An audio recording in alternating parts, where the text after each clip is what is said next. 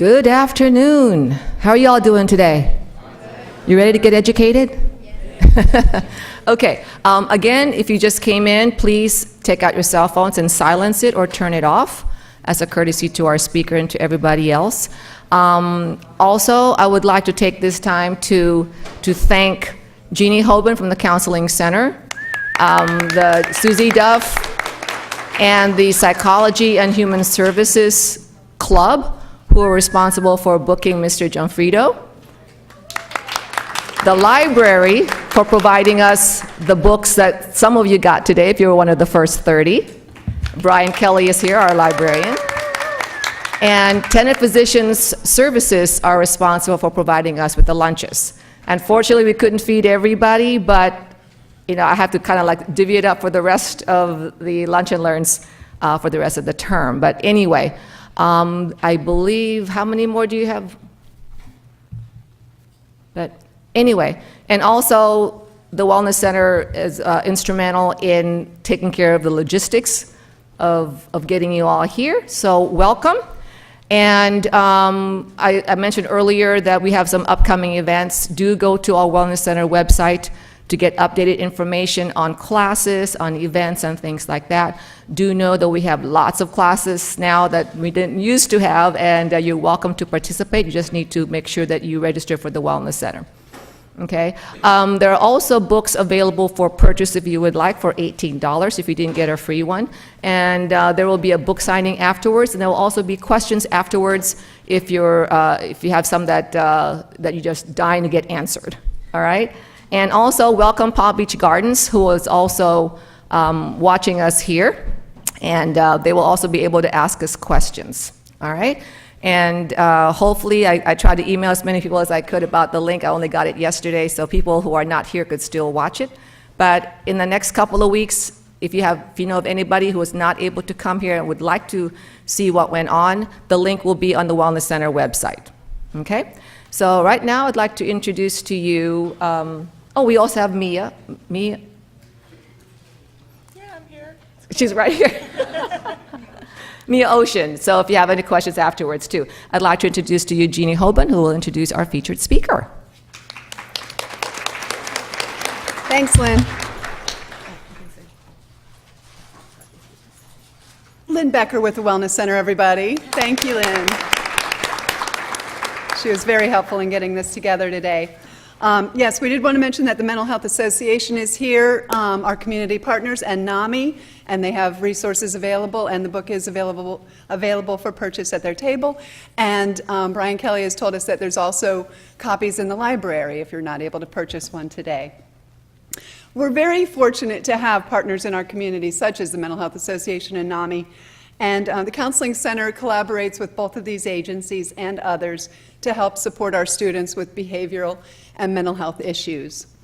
Last year, we joined the Mental Health Association's OK to Talk campaign, which held community conversations about mental health issues. And these conversations elicited valuable information about the needs in our community, as well as gaps in services. What started out as the OK to Talk turned into OK to Act.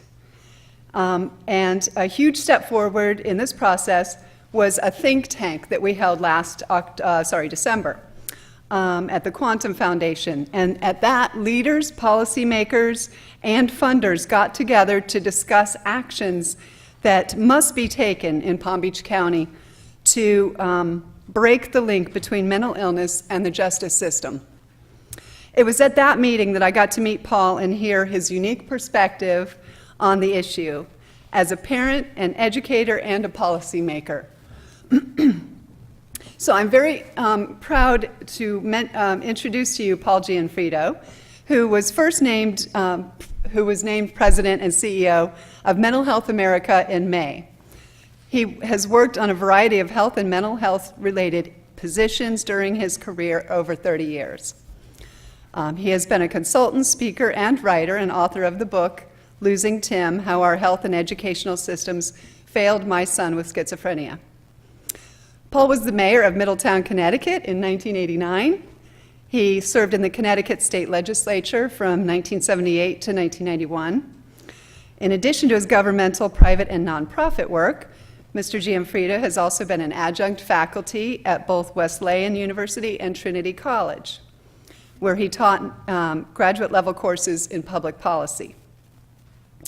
He has led nonprofit organizations in 3 states, and he's also served as the president of our Quantum Foundation in Palm Beach County. He is currently a member of the board of the Jerome Golden Center for Behavioral Health in West Palm Beach. And in 2013, he was appointed by Health and Human Services Secretary Kathleen Sebelius to the National Advisory Council to the SAMHSA Center for Mental Health Services. Paul's wife, Pam, who couldn't be here with us today, is the CEO of the Mental Health Association of Palm Beach County. They have 5 adult children and 2 grandchildren. It is my pleasure to introduce to you Paul Gionfriddo.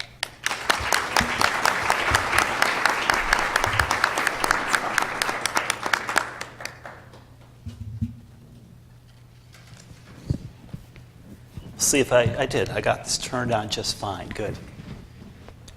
Thank you very much for inviting me to do this. On a personal note, it's really nice to come home today because it was really cold in Alexandria yesterday. And Mental Health America is headquartered as a national organization in Alexandria, Virginia. So I've been dividing my time between the 2 places and rarely get an opportunity to get back here during the week and enjoy some of our weather. Cold though it may be today, comparatively, I've learned to appreciate when I used to have guests coming down to Palm Beach County in January when we had weather like this. I'd be apologetic to them saying, oh man, you didn't get our warm weather, you got our winter weather here. And they'd be saying, wait a minute, you have to compare to what we've been coming from. And what those of you who may have been down here a long time or may not remember about up there is that it's not only cold, but it's always cloudy also this time of year, so it's hazy. Nobody wears sunglasses. I'm the only person I can tell in Virginia right now who wears sunglasses in the wintertime because we appreciate and learn to live with the sun here. Now, I wish that we all were able to live in as much sunshine where mental health issues are concerned and mental health matters are concerned. The fact of the matter is, though, that certainly longer than my lifetime, we have really used as a trigger to mental health services and treatment this one standard, which is a non-clinical standard, danger to self or others. And until somebody's a danger to self or others, we generally forget about them and ignore them. And a lot of what Losing Tim is about, and I'm going to be talking about in a little bit, really speaks to that issue about how we ignore situations until they become crises. And by applying this kind of a danger to self or other standard as a trigger to treatment, I like to say that what this does is that unlike every other chronic condition, this makes mental health conditions and mental illnesses the only chronic conditions in America we wait till stage 4 to treat, and then often only through incarceration. And this is wrong, and yet this is the way we have done business for so long. Now, I was in a state legislature, and I'll talk a little bit about that experience in a second. I was in a state legislature in the 1980s where we were deinstitutionalizing people because we understood that those institutions in which we were housing people were horrible places. Even when they were neutral, all they pretty much provided was custodial care. And they weren't very good, and we really needed to get people out. We wanted to include people, get people back into societies, get people back to their families, get people back to where they could live and work as independently as they possibly could. But that's not what happened when we built our system of community-based services in the 1980s and closed our hospitals. What we ended up doing, in simple terms, was simply underfunding the community-based service delivery system, and instead replacing our institutions with another institution. We just call them jails right now. We call them prisons right now. The very same people who were being given custodial care in our state hospitals back in the 1970s and 80s, that profile is the profile of the very person who today is being provided custodial services in our jails in Palm Beach County and other counties across the nation, because our jails have become the largest mental health custodial institutions in this country today. And we all recognize and understand that the last people who ought to be in jail at this point are people with serious health concerns and conditions.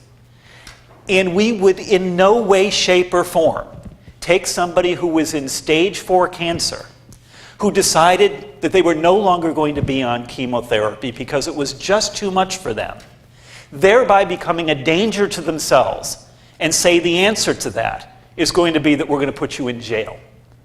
We would no more say that to a person with advanced stage heart disease who really has been through the ringer for years and years, has moved from stage 1 to stage 2 to stage 3 to stage 4 in the disease process with little or no interruption. And because we got that far without having interrupted the progression of their heart disease, and they are a danger to themselves as they got up and tried to move about and walk about, we wouldn't say to them, we're going to put you in jail. We're going to incarcerate you. And yet this is exactly what we do with people whose only offense is to have a disease that affects a different organ of their body, not the heart, but the brain. And this is the behavior in which we have engaged as a matter of public policy for the longest time.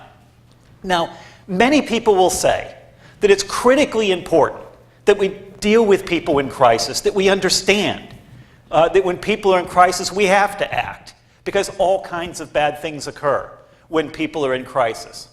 But what they are forgetting is that there aren't two different populations of people with mental health concerns. My organization, Mental Health America, has been around for 106 years now. It is the oldest national advocacy organization working on behalf of people's mental health in the country. For 106 years we have been around fighting these issues, and for perhaps 105 of those years people said, oh yeah, we get what you're talking about, but there's two groups of people here. There's that group that you all care about, and let's call them the worried well. And there's this other group over here, and those are people who are in crisis. Let's call those the people with serious mental illness. Those are the people we need to be directing our resources toward. Well, what all of these people don't understand, and what all of these people have ignored, is the fact that there are not two populations of people who have mental health concerns. There's just one population. And many of the people we see over here that have been called the worried well for 105 years are people who are 10 years from now going to be over here in crisis because we ignored their needs, we ignored their concerns, we ignored the kinds of things we can do for people like my son Tim and hundreds of thousands of people like him, and instead waited until bad things happen. Now, again, as I mentioned, I was in the state legislature, and Jeannie mentioned that too, in Connecticut back in the 1970s, late 70s and 1980s. And so I was part of this development of the so-called community-based mental health service delivery system that exists today. And the problem that we had is that we understood when people were coming out of our state hospitals, we understood that we needed to do certain things for them. And we had a pretty good picture of who it was who were coming out of the state hospitals. They were adults, for the most part. They had been in those state hospitals for years and years, and they needed the kind of supports that adults might need. What we didn't understand about those people was that it was a different group of people who were going into those state hospitals, because the people going into those state hospitals were kids. And so what we did not do when we closed institutions, because we just looked at who was coming out, we didn't think about the pipeline going in. We didn't think about the fact that half of all mental health, serious mental health conditions, manifest by the age of 14. Mental illnesses are diseases of childhood. Though we frequently think, because we see first crisis event occurring in young adulthood, that no, these are primarily conditions of young adulthood. And then what we also didn't understand was, okay, childhood diseases. When we began to see that, people began to say, well, okay, we need to do something about that, but kids who are in school, the teachers would say, well, this is the fault of the parents here. The parents are denying that the kid is in crisis or a kid has some special needs. Doesn't want them labeled. And the parents were saying, well, the educators are denying the fact that my kid has some issues and needs some additional supports. And the clinicians would be saying, well, both those people are denying the fact that we've got some things here that we're seeing some symptoms and some diagnoses that we're working with. But both of those would turn to the clinicians often and saying, but you're denying what the actual diagnosis may be. You're diagnosing something different first because you're afraid of telling us, that our son's got a serious mental illness. Fact of the matter is, though, that's all mythology. The truth of it is that as kids begin to manifest symptoms, here's 4 things that are the truth. The parents notice, the teachers notice, the clinicians notice, the peers notice, and here's a 5th thing. The individual notices they're different too. There is a new popular mythology that's come about this year because we started getting people now in this 106th year of our existence to start focusing on earlier intervention, early identification. There's now a new popular term that's come up called anosognosia. People love throwing this term around, saying that people with schizophrenia and psychosis in particular don't know they have it.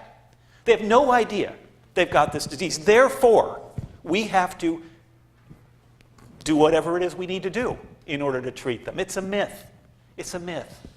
They have no idea that they have that disease or that condition during a moment of crisis in pretty much the same way a person having a heart attack might deny they're having a heart attack at the moment of crisis.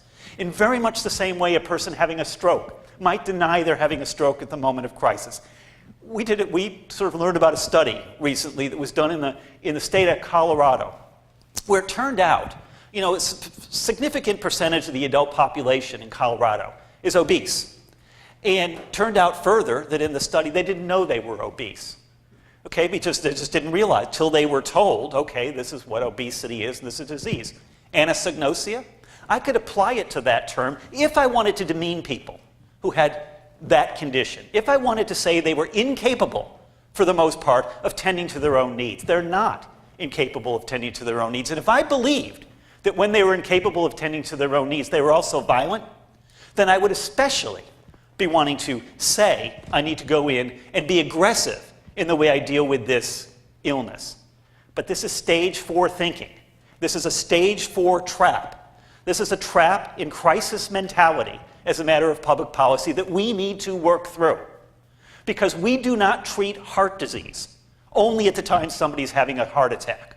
We do not treat cancers only after they have metastasized.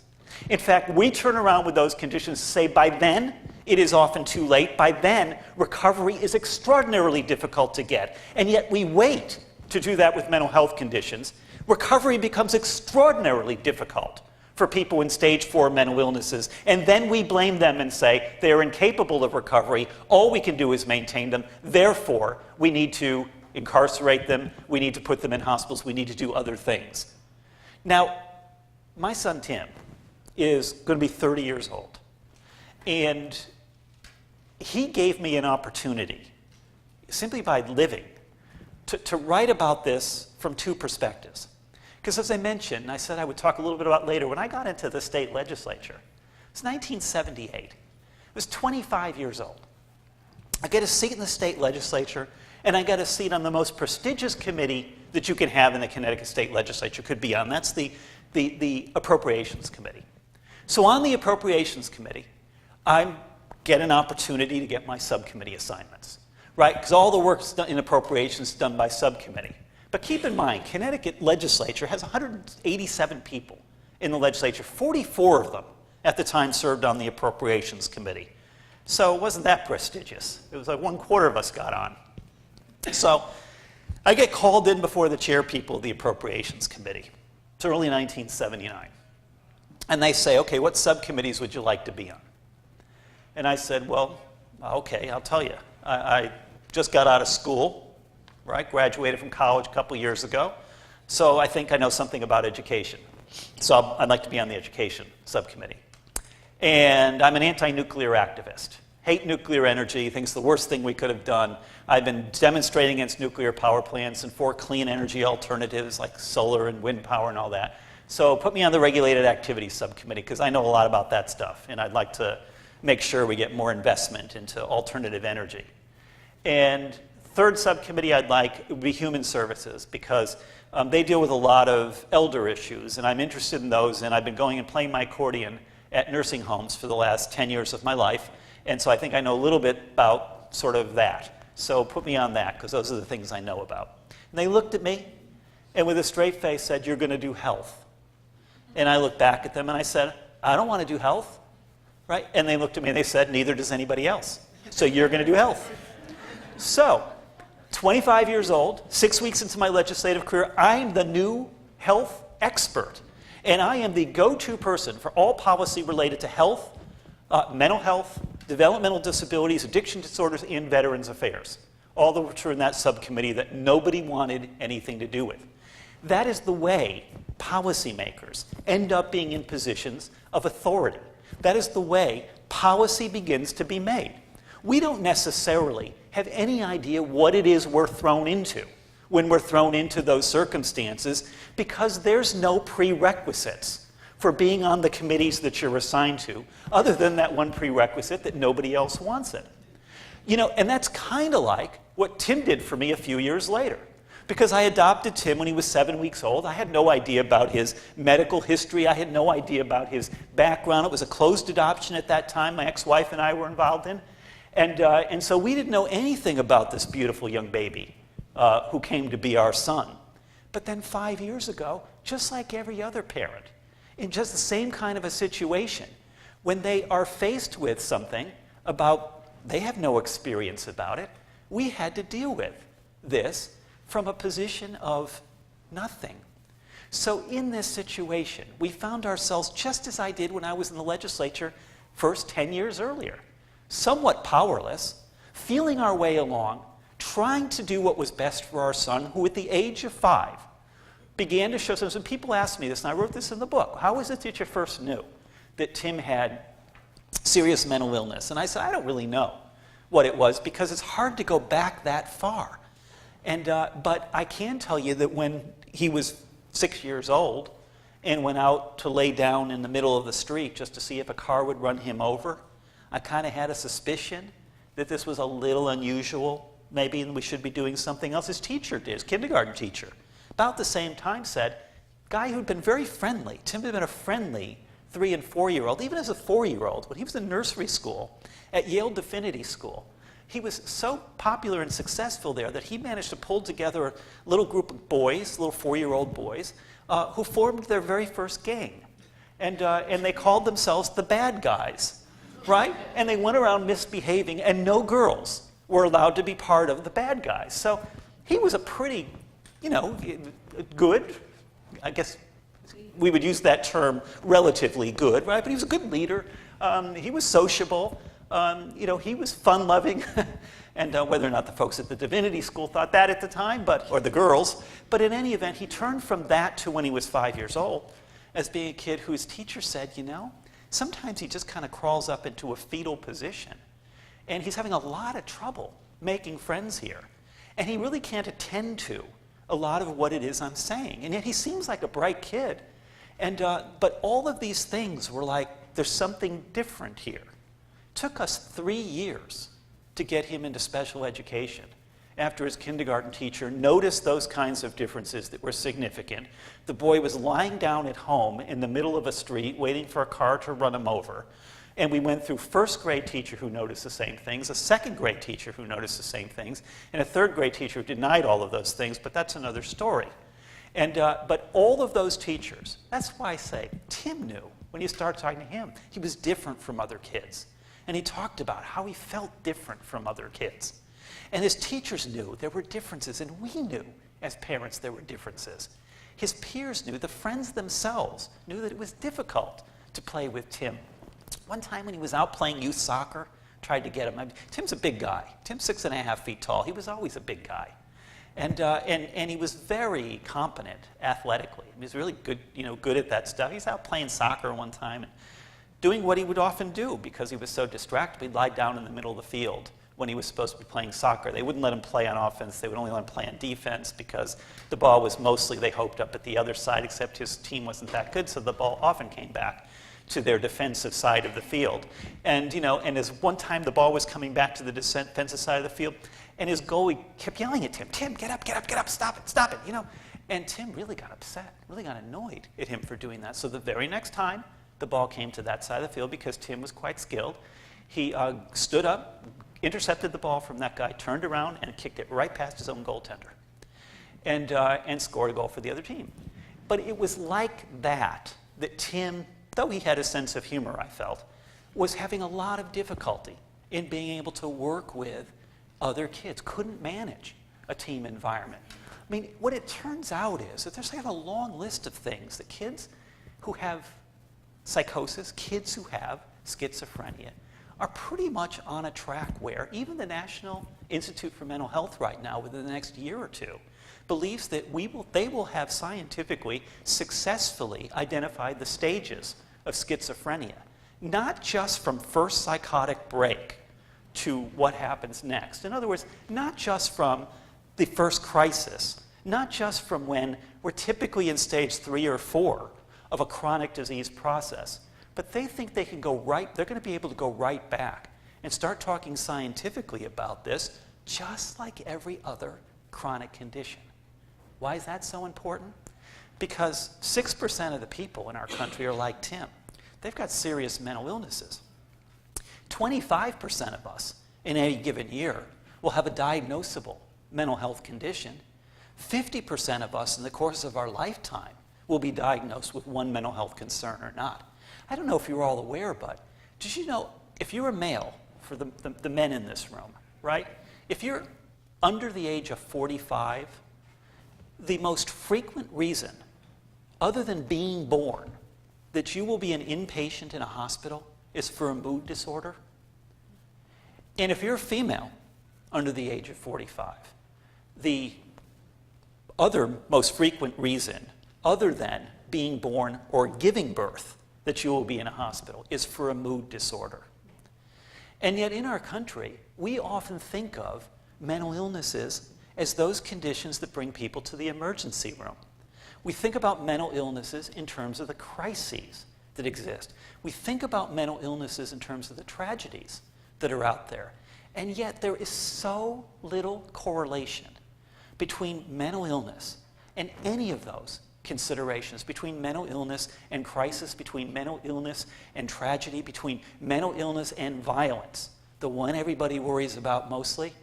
Statistically, people are no more likely with a mental illness to be violent, except in a very narrow time, around the time they're actually having a psychotic episode.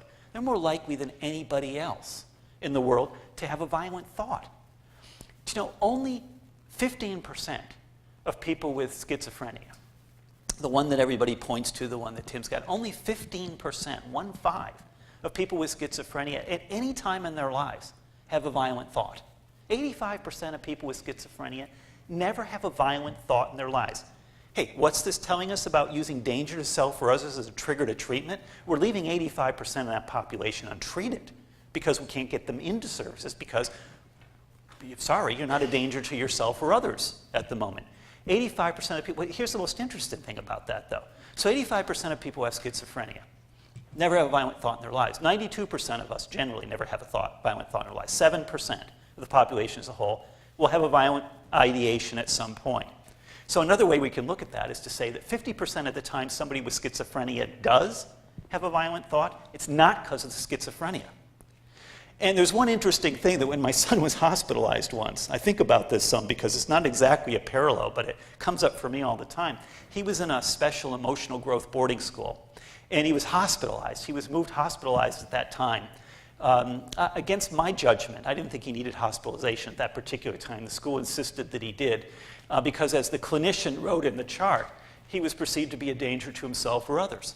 And I said, well, what happened in that incident where he was determined to be a danger to himself or others? And they said, well, they were physically restraining another student. And Tim jumped into it to try to pull them off, restraining the other student. So I said, well, was it danger to somebody else, or was he trying to help somebody else at that point? But because Tim, at that point, had his diagnosis, it was just automatically assumed that no, Tim was engaging in dangerous behavior instead of trying to stop dangerous behavior from occurring.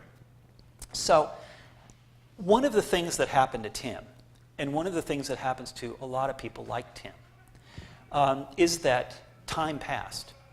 And so while time was passing, his disease was progressing. But we didn't know that at the time because he wasn't diagnosed initially with schizophrenia. He was diagnosed with schizophrenia when he was 16 years old the first time. So he'd been showing symptoms for more than 10 years. So again, many of you may know in this room, that's pretty typical. 10 years pass from the time you begin to show symptoms of mental illness, all those people before the age of 14, to the time they actually get the right diagnosis and the right treatment. Imagine again, 10 years passed from the time we began to show symptoms of cancer to the time we could count on getting the right treatment for that cancer. Most of us sort of figure where we would be in that situation.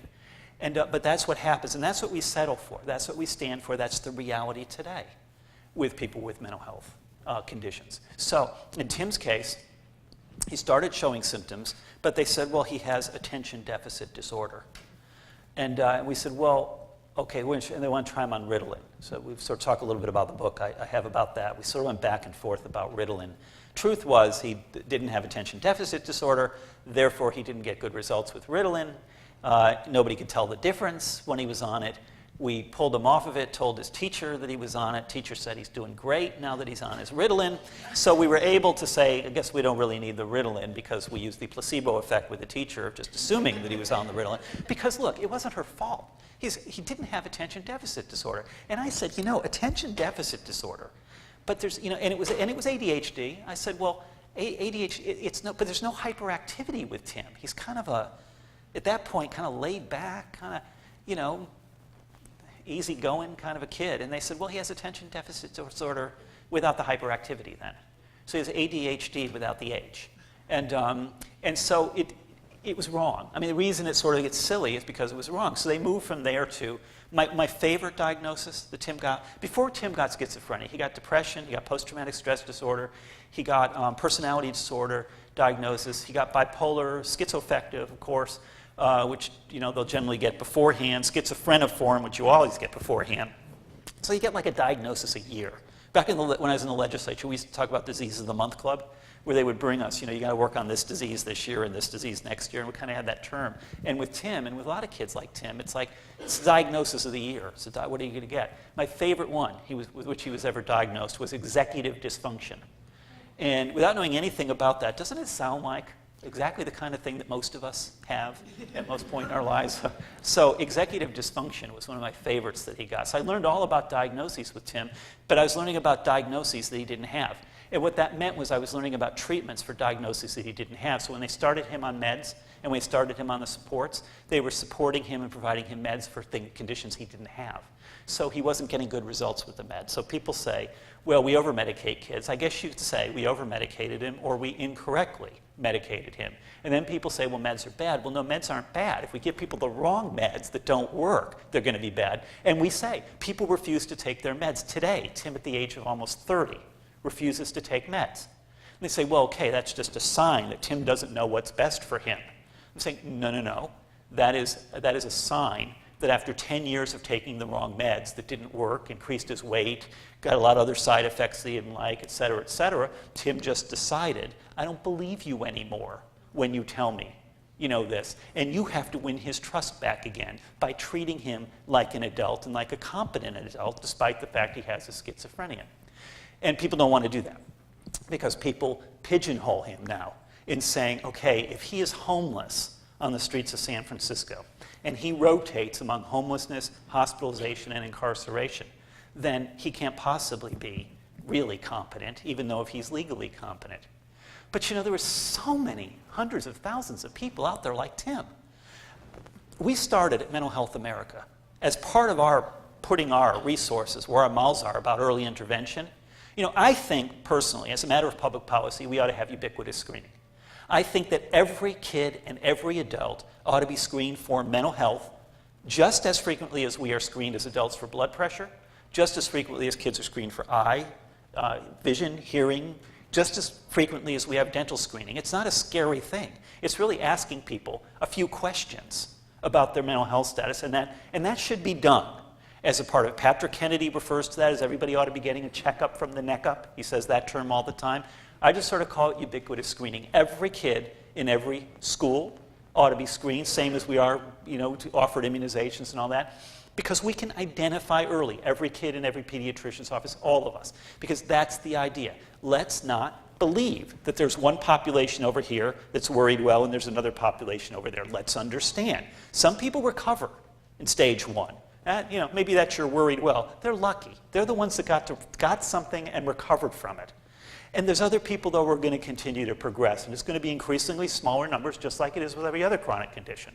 But they're real, and it's real, and this progression is real. So what we did, because we can't get schools in Palm Beach County, they won't screen ubiquitously, because they don't want to have the liability at the other side. And people say, well, we don't know where to refer people. And I say, we screen for dental without there being adequate supply of dentists in the world. We screen for vision without knowing whether there's an eye doctor that people can go to. Yes, you still can screen. And if you did this and people understood more, we would build up the constituencies of providers that we need in order to do this. But anyway, so we put screening tools on our website. We opened them to everybody. You can screen anonymously. We started doing this about the end of April 2014. We have had 250,000 people come to our site now and complete screenings. And so what have we learned about an opportunity sample of 250,000 people? 3/4 of the people who are screening on our site are female, right? More than 2/3 of the people on our site who are screening, half of the people who are screening are young. They're under the age of 34. And the most frequent demographic is 18 to 24 years old. So think about it. 18 to 24-year-old women are screening. 2/3 of them are screening either in the moderate to severe range as positive for the conditions for which we offer screening. And those are depression, anxiety, bipolar, and post-traumatic stress. So 2/3 are screening either in already moderate to severe or positive. 2/3 of those people tell us they've never been diagnosed with a mental illness. And when we ask people, what are you going to do with the information? About 1/3 of them say nothing. About 1/3 of them say, I'm going to talk to family, friends, or follow up. And about 1/3 of them say, I'm actually going to go get some clinical support for this. Now, this tells us a couple things. Stigma, real. Concerns about this stuff, real. Not knowing what to do next. We ask people, then what would you like from us? And they're always saying, we want help, we want online resources, we want a lot of things that Mental Health America and its affiliates can provide for them. But what we end up understanding from this, too, is the most important piece about this. And that is those young women who are screening, the age of 18 to 24, who are already symptomatic, who are probably already in what we would describe stage 2 of a disease process, have probably been worrying about this for some number of years already, that we have an opportunity to reach them if we change the mindset of people in this country. So, what we need to do is take stories like Tim's. Because Tim, to move it forward, got to 5th grade. And after 5th grade, my son, smart kid that he was, never completed another year of school on schedule. He went to school all the way till he was 18. He spent 35 total months in high school, plenty of time to earn all the credits that you need in order to graduate from high school. And Timothy was never able to complete another year because in 6th grade, he brought a gun into school. And after they tried to suspend him for that, he turned around the next day and brought a controlled substance into school. Well, it's interesting. So he brings drugs, gun one day, drugs the next day. Gets himself kicked out of school for this. The gun that he brought in was unloaded. It was a BB gun. He was bringing it in to try to get the money back from the kid, whose father had sold it to him in our driveway the day before, knowing that the gun didn't work, but taking the $20 that Tim so painstakingly had stolen from me in order to pay for the gun. Sidebar, still hurts, but anyway. So that was the gun he brought to school. Didn't use it, couldn't shoot it, didn't want to, just wanted to get his money back. And the drugs he brought to school, Novocaine. Say, well, how would a kid bring Novocaine to school? I'm not a dentist. You like this, huh? It's like you probably have somebody you know who's done exactly this, right? Was it you? Did you bring Novocaine to school at one point? No, I tell you, every time I do talk, it's like somebody comes up after and says, oh yeah, that line down in the middle of the street, I did that when I was 6 too. Anyway, so how to get Novocaine? We went to the dentist the next day. The day after Tim gets suspended from school and we force them. Force them to put him back in school. We go to the dentist that day. And so we bring Tim to the dentist, and Tim is, and we're all getting our teeth clean. We have 4 kids at that point, my wife and me, it's like a bunch of us. So we get the last 2 hours all to ourselves in the dentist's office, and they do everybody all at once, like family stuff. Plus, nobody else wanted to be there when my kids were there, but that's a different story. So anyway, so the kids kind of had free run. So I'm getting my teeth clean, my ex-wife's getting her teeth clean. Kids are kind of running around, and that was what they always did there. The dentist, nice dentist. I probably stopped this. So Tim came across some vials of something, right? And they looked just like the perfume vials that his aide was bringing into school for him at that point, because Tim liked the smell of the perfume. And every single time Tim did something good in school, she would give him a little dab of perfume that he could smell, and that was his reward. So he saw these things and thought, I'm going to reward her in the same way. I'm going to bring in these little vials of perfume, and the next time she does something nice for me tomorrow, I'm going to give her one of these, and she can take a dab of this and enjoy herself with the perfume.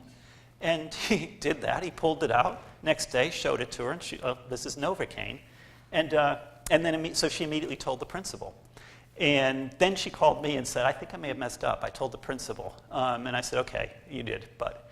And so I quickly got Tim out of school before they could send the letter, basically expelling Tim from school for bringing in drugs into school, a controlled substance, Novocaine, which I quote in the book. And one of the reasons why I just took delight in quoting the actual letter I got from the principal is because he kept misspelling Novocaine.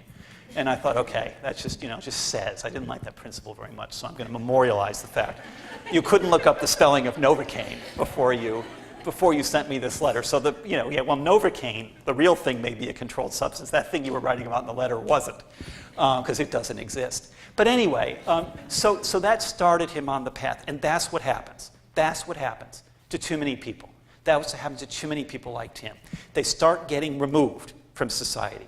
So they isolate, right? But we isolate them first. In my home school district, I'm going to wrap up in about 5 minutes here, I think. But in my home school district in Middletown, Connecticut, they still, a couple years ago, were using things they called scream rooms. And what they would do for kids who were acting out in elementary school settings, they would remove them and put them into what used to be a custodian closet, right? And they'd lock them into there, basically, and they made it all soft and all that. We used to call those padded cells, so the kid could scream it out. And the reason everybody found out about this in Middletown, Connecticut in 2012 made national CBS News because they were doing this, and they're not the only ones. The reason why people found out about it is because the other kids in the school were traumatized. They hear kids screaming as they walk by. So they started referring to them in the headlines. You can look it up as scream rooms. So in 2012, that school district was still using a technique called scream rooms. And when they said to the principal, you can't do this to kids. You can't put them away like this. He said, I think you're right. I understand the parents have been upset about this. So in the future, we are only going to use this for the special ed kids. We're not going to use it for the regular ed kids anymore. So only those kids who are behavioral problems like Tim used to be. And actually, I don't know if you know this, perhaps not, but in 2012, we had 389,000 kids in the United States who were identified for special ed purposes as being SED, which is the category in education that's used for kids with serious mental illness. 389,000 was the total number of kids who were identified for special ed. That's less than 1 in 10 of kids with a serious mental health condition. So 9 in 10 were not even being identified or noticed. I often say, my son was one of the lucky ones, right? I don't feel very lucky, and neither did Tim. Because although the fact he got identified, he was suspended from school when he was in 6th grade. He didn't finish that year.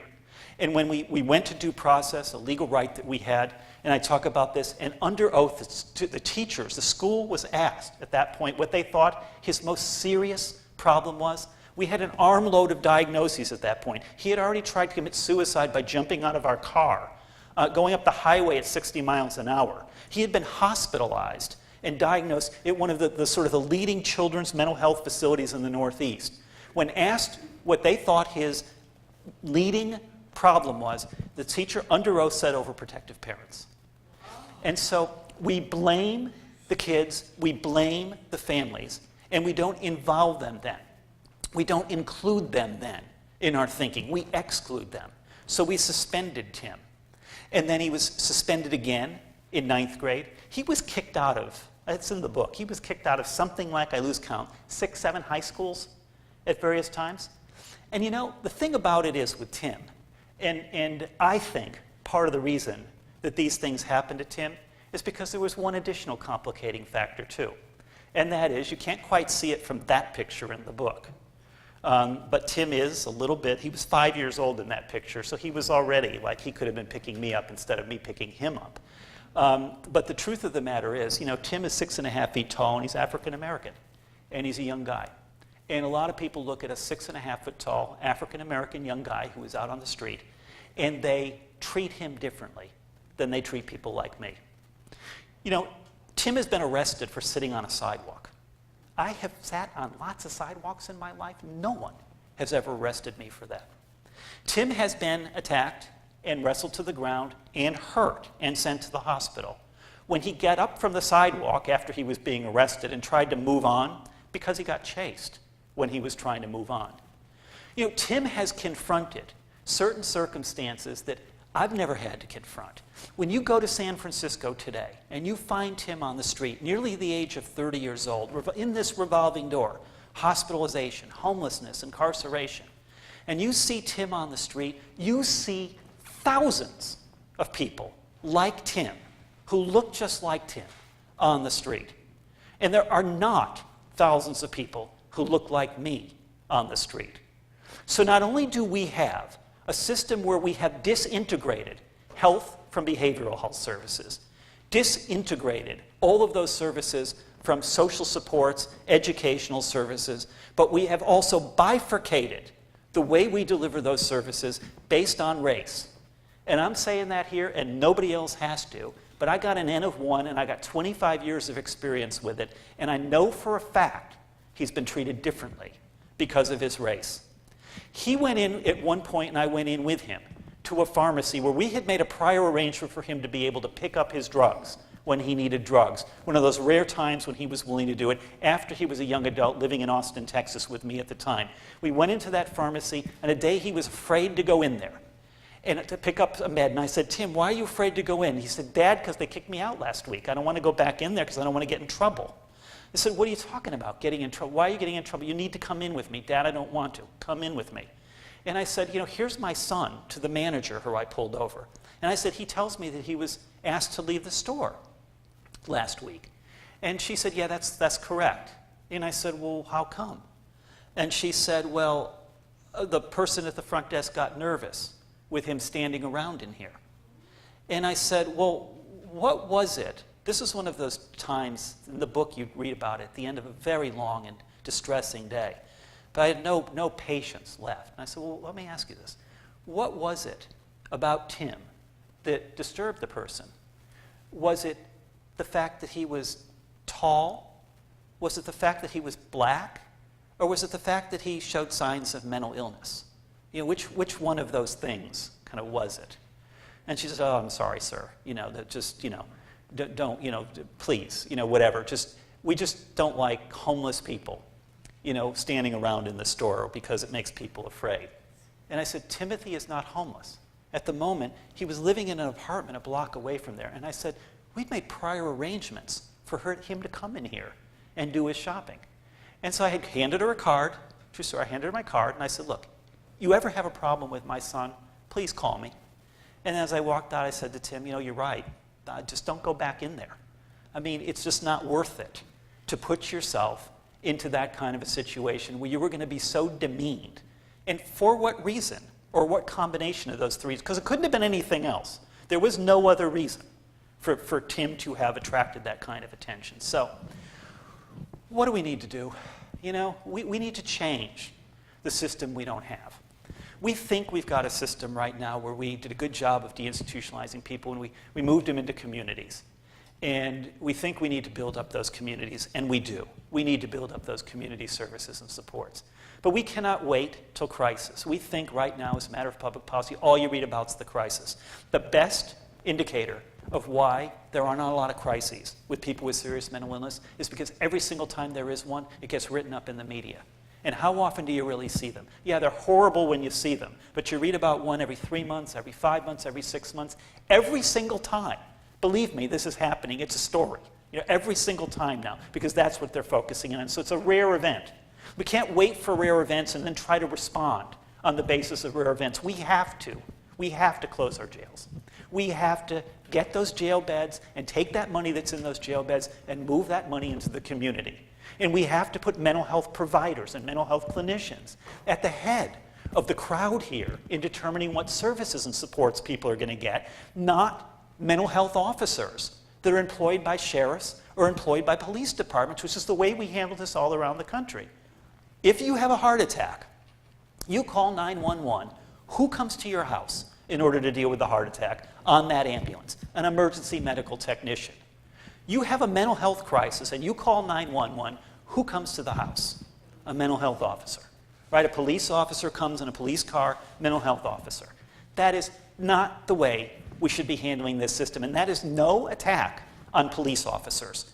They are simply not trained as clinicians, and you can't give them a couple of hours of CIT and say, okay, now you're trained to be a clinician and evaluate the situation. We have to change the entirety of that system. We have to do that for Tim. We have to do that for people like Tim. And for me, what we have to do is go way upstream. We've got to identify and screen everybody. Remove the stigma by simply making it something we all do. Every single time we go and get checked out by somebody, we get a mental health checkup. Fine. We just do it. Everybody gets it. Nobody's different. We need to go back into our schools and insist that when they are providing services for kids, they have to provide the kind of supports that are going to help kids graduate, not just suspend kids from school, not just remove kids from school. In most school districts, kids in special education make up 12% of the population. In the New York City school district, they make up 32% of the suspensions. That's what we do with kids like Tim. We suspend them from school. We have to stop doing that. When we get them housing, I'm a big proponent, like a lot of people, housing first. But I also say housing first means housing last. Because housing first only works if you have family supports and social supports and community supports and a whole lot of package of wraparound services that are wrapped around that housing. We need to do that too. Because right now, if you ask Tim, how do you feel about your life? Tim would say, I'm pretty content. I don't mind being homeless. I kind of like this. People mostly leave me alone, except when they're arresting me, and I don't like it when they're arresting me, putting me in jail, and I'd like to get out. I'd like to be homeless again. I'm pretty content. And so a lot of people say, well, that's because of a choice that Tim is making. And we need to get that out of our heads, that that's because of a choice that Tim's making. Tim isn't homeless on the streets of San Francisco today because of any choice that he has made or any choice he makes today. Tim is homeless on the streets of San Francisco today when he is not in jail and when he is not hospitalized. Tim is homeless on the streets of San Francisco today because a whole bunch of choices that we have made that have put them there. That I made when I was a policymaker in the 1980s, that policymakers exacerbate today by being even worse at this than we were back in the 1980s. There are choices that are made by service providers to say, and yes, you follow these rules, you cannot do that. There are choices that are made by schools. There are choices that are made by sheriffs about who you're going to pick up. There are choices that are made by every single one of us about how we include or exclude people. And it is all those choices that are the choices that put people like Tim on the streets of San Francisco, no matter what they tell us about how willing they are today to accept that choice, because Tim is a pretty gracious guy. He doesn't hold any one of us accountable for what got him on the street. He would just want to be left alone. But we hold him accountable for all the mistakes that we've made. Thank you. Thank you. Ooh, that's loud. Before we ask the questions and answers, you have all been given a questionnaire. If you would, please note that 1 means that you disagree, strongly disagree, and 5 means you strongly agree. So if you're pleased with what we had here today, you want to score a 5. And also, too, please visit the info tables, and we've got information on the Wellness Center classes. We've got 2 cards here on info cards for 2 physicians with the Tenet Health Group. So please visit them, and with that, we're taking questions. Any questions? Yes. Hi, thanks for your presentation. This is very informative. This is very informative because this is a situation where this is happening all over the country. And the problem is that the system seems to be, what's going on is broken. And fixing it is not, you know, you can't get into people's minds and saying, okay, you know, let's act like this, okay? That's not a responsibility. The issue is to kind of educate not only law enforcement across the country about this, but just people in general, where we can get funding, not just with insurance companies, you know, and laying the dole for the insurance companies doing this, and, you know, like, not just in California, but all over the country. And it seems to me like Tim is bright, and Tim, even though Tim didn't go, you know, like with other people to go to college or whatever, he's still, you know, he's still a man, and he still has great capabilities at 30 years old. I think that with him being an African American here in the United States is, you know, there's a little bit of that racial profiling that still goes on now. And it's very disturbing because it doesn't give people the equal rights. And I think that there's going to be significant changes in the next couple of years. But, you know, as we speak about this now,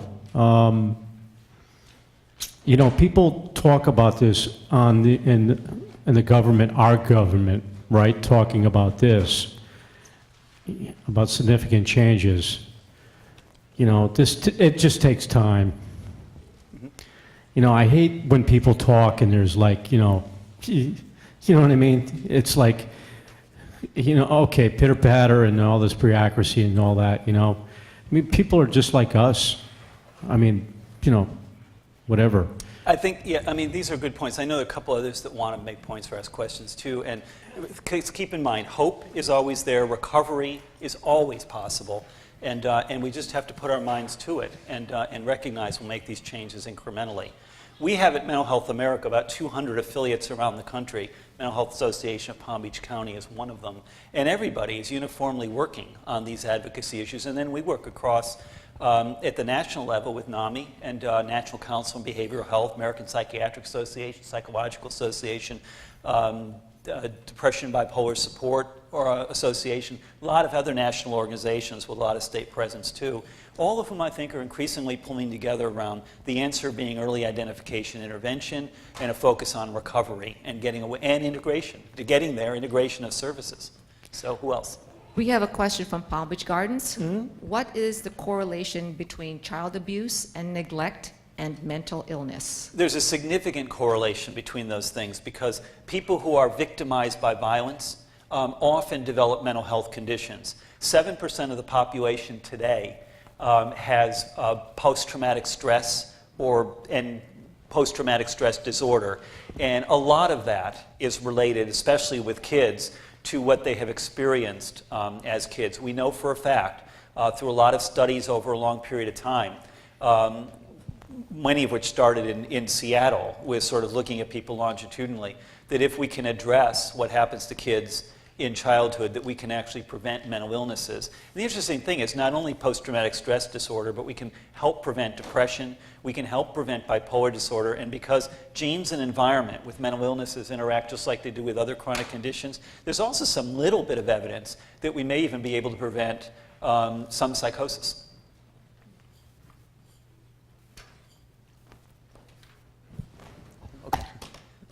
Hi, thank you so much for your lecture. It was really interesting. I You're have a 13-year-old nephew who lives in Puerto Rico who's been diagnosed with everything.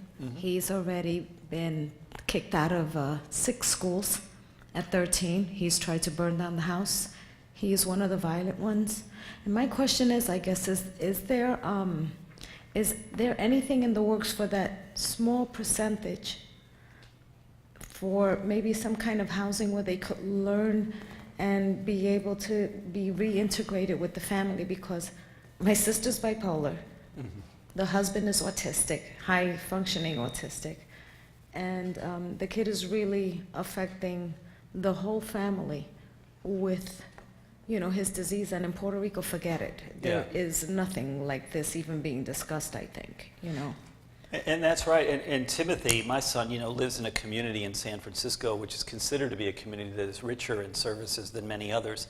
And what I would say is that while there are pockets of places occasionally that will provide the kind of supports, wraparound supports and others that family would need, and that family has probably needed for years before the child became violent, that for the most part, we do not have a system in this country at all that addresses that. Everybody is up against it. So many times I'll do a talk like this and I'll say, you know, truth is we just didn't know what to do when we started. And I've got people who are teachers, lawyers, doctors, totally successful people like me, well connected to everybody, knew everybody, and they say the same thing. When this hit us, we had no idea where to turn first because those services haven't really been built to support these. And again, largely because we think we blame the family, we blame the situation, we blame the child after that, instead of saying, well, wait a minute, how can we change our system, put some blame on ourselves as a matter of public policy? We identify kids like this way earlier on and provide them the supports they need. Now you get to age 13, and you know, you're in, again, late stage of a mental illness. And so what are the prospects of recovery then? It can still happen, we can still have hope. A lot less than it would have been if we started working with him when he was 3. Hello, Mr. Gionfriddo. Thank you for coming and talking to us today. I see a lot of value in identifying these issues early at a very young age, rather than letting them get to crisis situation. But what can I do as just a citizen who's not in the health industry? What can I do to spur these programs on, to get help out there in the community? One of the things that I really think is taking root up in Washington is I talk to a lot of other advocates because we're most promoting early identification. In fact, we've built what we call a Before Stage 4 campaign that Demi Lovato helped us launch last fall. And where you can hashtag it or go to you can get a handle for us on Before Stage 4, which basically says we need to intervene earlier. So helping to call attention just to this simple notion of Before Stage 4, because switches click for people. What can a regular citizen do? I can give you a whole laundry list, say, oh, get your schools to screen, get your doctor to screen, all this sort of stuff. But really, you know, who's got the power to do that? What we all have the power to do is change the way we think about this one. If we put this into the same sort of thinking that we have every other chronic condition now, then all of a sudden lights go off.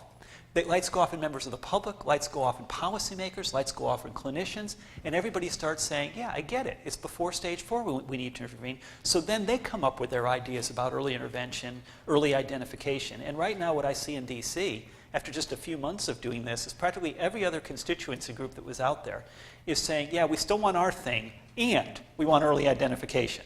Hey, if I could be number 2 on everybody's list, so they'll all settle for 2 things, their one thing and mine, and I'm on everybody's list, this is going to happen. So just keep saying Before Stage 4 and tell everybody we have to act just like we do with cancer, heart disease, Before Stage 4 with mental illnesses. Treat them the same way. So if there is this increase in early screening, early diagnosis, are there sufficient resources? There will be.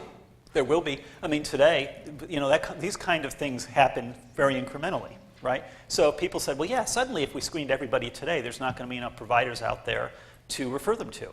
And that might be the case if we suddenly screened 100% of the population today.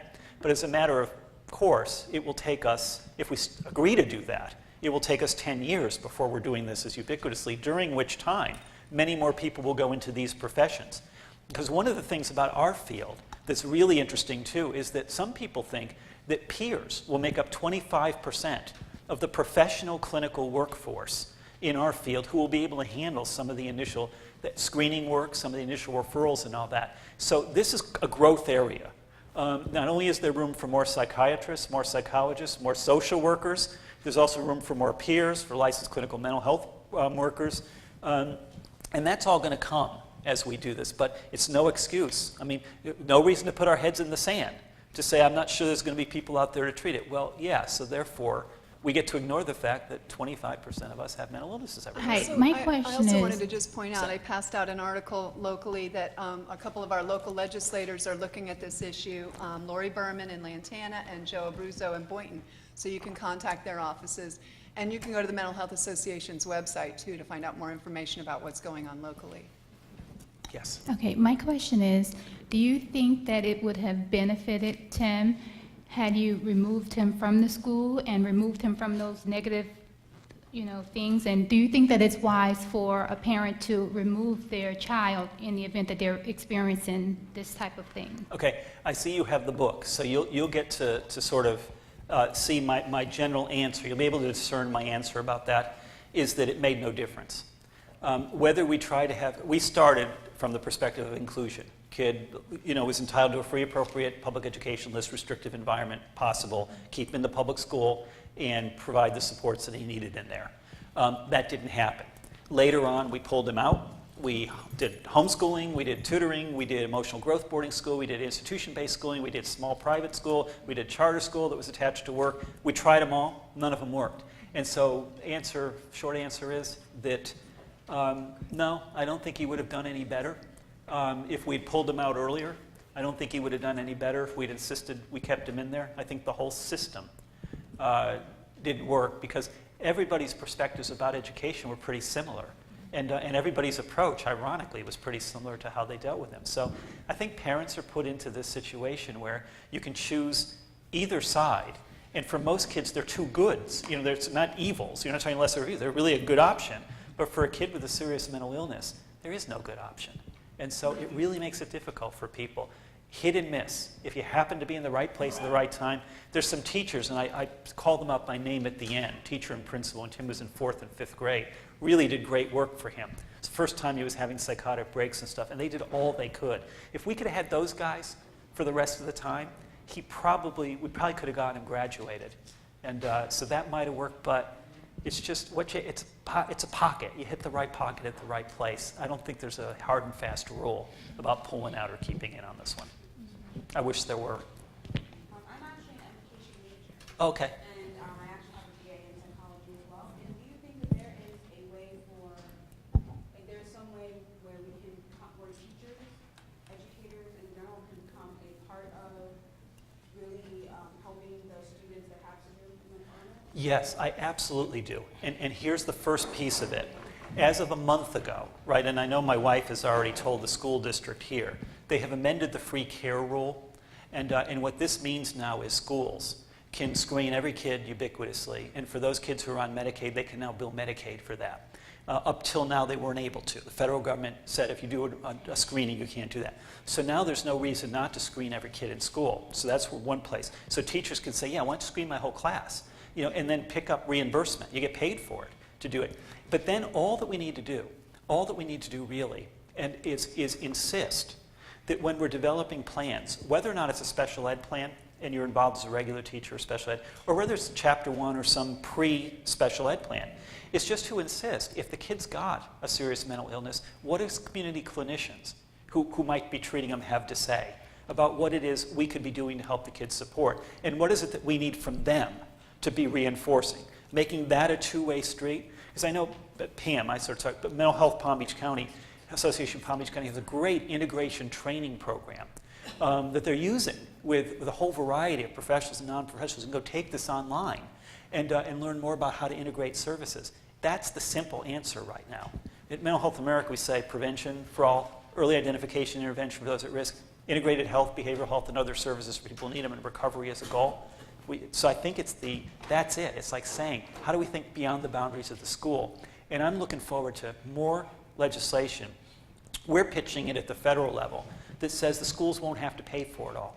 So now that we have the Affordable Care Act, right, if kids are insured, it's okay if insurance is the first payer, because probably as an educator, you put a kid into special ed, right now the schools are obligated to pay for all those services. And they can't afford to, because federal government didn't fully fund it, state government doesn't fully fund it, local government doesn't fully fund it. So if you say, well, you don't actually have to pay, you could use insurance as the first payer for some of these clinical supports they need, opens the door to doing more. So longer answer than I intended to give you, but yeah, I think there's several things we can do. Okay, let's take 2 more questions, Two more and then questions. the rest of the questions can be, you can pose them with Susie, Mia, and Jeannie, Okay. so that we can go on with the book signing. Go ahead. We've got My her question and was him. about understanding. I know that you said that Tim brought a BB gun to school and the Novocaine thing. If they were more understanding to say, getting to the root of the problem, that Yeah. they wouldn't have to isolate him after a while. So wouldn't you say, other than what she was saying about, teachers when they're going for their education and teaching, I mean, don't you think that's a big, bigger problem, getting to the root of the problem? They could have handled that differently, and they could have understood what his problem was. And in fact, that one of the things that was so distressing in 6th grade, you've got the book too, you'll get to read about this. And if you want to buy the book who didn't get a chance to get one free, you also can read about this or get it from the library. In that year in 6th grade, they had sat with us just 6 months before that and written into his educational plan, suspension is not an option. Tim cannot be suspended, and then just ignored it. So it wasn't just a question of understanding, it was a question of actually abiding by what they had agreed to. So we thought they understood this, and then we thought they had agreed to it with the principal the year before. Then he got in there and they said, nah, he's breaking the rules. We're kicking him out. Okay.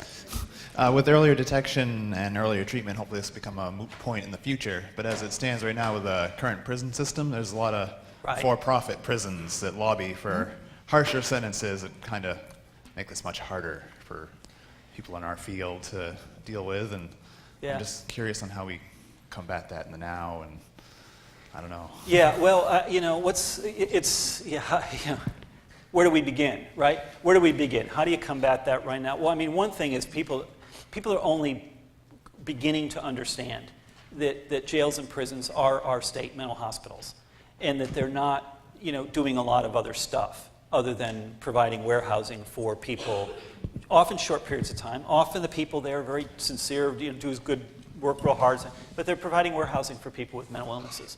And if we just acknowledge that and then say, okay, that's not a good idea, then we can start, I think, moving from that. But in the meantime, I think getting what they do integrated with what happens when people come out of the prisons is going to be important. And also diversion programs. Steve Leifman in Miami has got a really good jail diversion program running through the courts that Mental Health Association Palm Beach County is part of OK to Talk and OK to Act is trying to help get going here. If we can divert people when they're picked up, if we can divert people at the court, if we can divert people after they come out of jail into services, all of these things should ease some of that problem. But long-term solution, we got to stop, we got to prevent it. Okay, thank you, Mr. Gionfriddo. Thank you so much. All right, if you have to leave, but you would like your book to be signed, put your name on the inside cover, and I'll have him sign it, and then you can pick it up at the Wellness Center. Okay? Then I can wait in line. If you want to do it right now, he's available to sign the book, but if you can't stay, you can put your name on there, and I'll get it to you, or you can pick it up at the Wellness Center.